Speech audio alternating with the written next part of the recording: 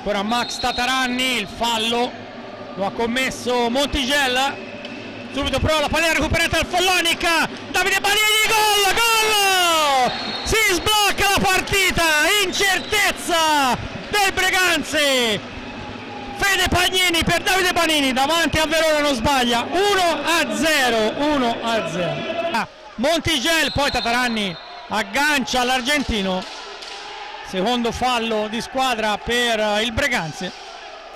Va al tiro, gol!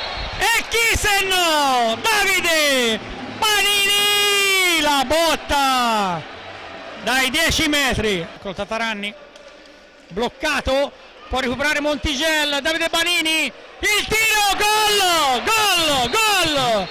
Davide Banini, tripletta nel numero 5, pallina che ha tolto la ragnatela alla sinistra di Verona. Palla per Montigello in area, gol di Federico Buralli, 4-0 Follonica. C'è un fischio del rigore. Va Federico Pagnini, la conclusione, gol all'incrocio dei pali.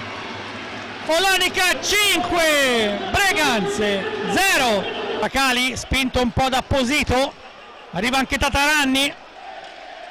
Posito in area, la parata di Barozzi, no, non ce la fa, la rete di Facundo Posito, la pallina si è come arrampicata su Barozzi.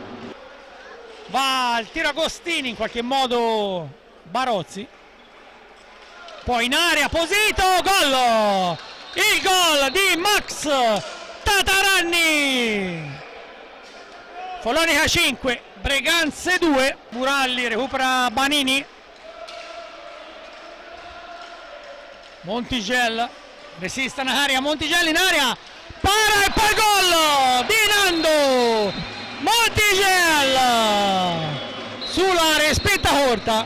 L'argentino non perdona, infila il suo 15° gol stagionale. Follonica 6, Breganze 2, 33.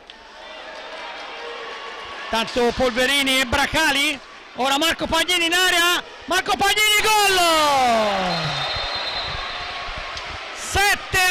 7-2, in area per Tataranni, bloccato, ancora dal Santo,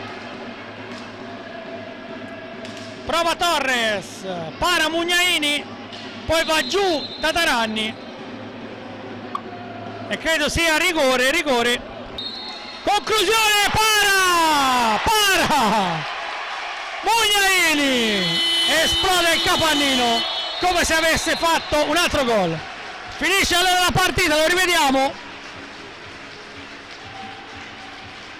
un po' parata, un po' traversa. Follonica batte il Breganze 7-2.